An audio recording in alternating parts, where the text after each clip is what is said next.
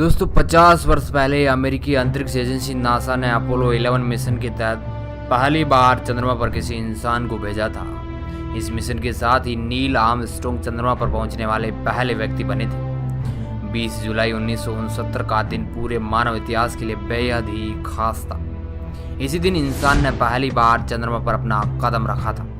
चंद्रमा पर सबसे पहले कदम रखने वाले नील आर्मस्ट्रॉन्ग थे। उनके कदमों की छाप आज भी वहां मौजूद है। आर्मस्ट्रॉन्ग के कुछ मिनट बाद एडविन बज एल्ड्रिन ने चंद्रमा की धरती पर कदम रखा था।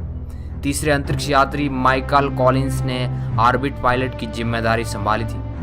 अब आप सोच रहे होंगे कि इन एस्ट्रोनॉट ने चांद पर तो कदम रख दिया, लेकिन वह चांद से वापस धरती पर कैसे आए? तो आज की इस वीडियो में हम आपको इसी के बारे में जानकारी देने वाले हैं। हेलो दोस्तों, मैं हूं आपका दोस्त और होस्ट सुरेश सांचोरी। आप देख रहे हैं रहस्य टेलीविजन यूट्यूब चैनल। अगर आपने इस चैनल को सब्सक्राइब नहीं किया तो नीचे रेड बटन को दबाकर सब्सक्राइब कर लीजिए। दोस्तों, नील आर्मस्ट्रॉन्ग ने 21 जुलाई 1969 को सुबह करीब 2:56 पर चांद पर अपना पहला कदम रखा था। दोस्तों, चांद पर अपना रिसर्च और प्रयोग पूरा करने के बाद अंतरिक्ष यात्री एलएम में आ गए।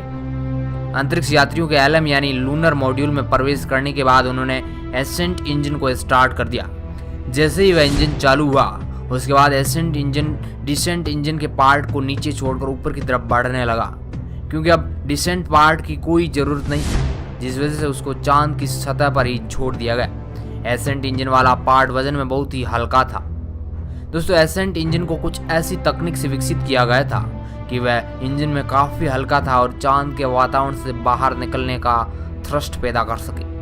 दोस्तों, चंद्रमा के गुरुत्वाकर्षण बल के क्षेत्र से बाहर निकलने के लिए पर सेकेंड 2.38 किलोमीटर से गति करनी होती है। इसे चंद्रमा का पलायन वेग कहा जाता है। दोस्तों, एलएम के एसेंट इंजन को ऑन करने के बाद लूनर मॉड्यूल का ऊपरी भाग चंद्रमा की जमीन से ऊपर उठकर चांद की कक्षा में आ गया है और यहाँ सीएसएम पहले से ही चक्कर लगा रहा था। उसके साथ एलएम चंद्रमा की चारों ओर चक्कर लगाने लग गया।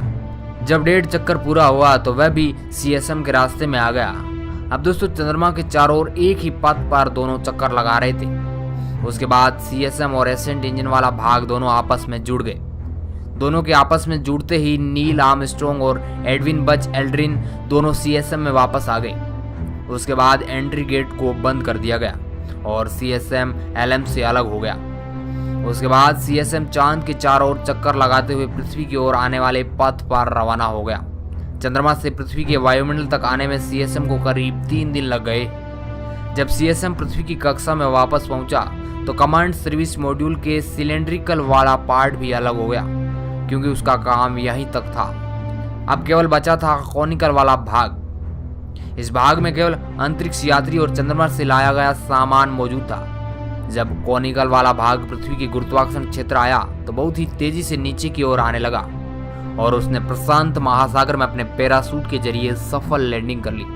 उसके बाद उन एस्ट्रोनॉट को जहाज के माध्यम से नासा तक लाया गया। तो दोस्तों, कुछ इस प्रकार चांद से नील आर्मस्ट्रॉन्ग और उनके साथी एडविन बज एल्ड्रिन वापस पृथ्वी पर आए थे।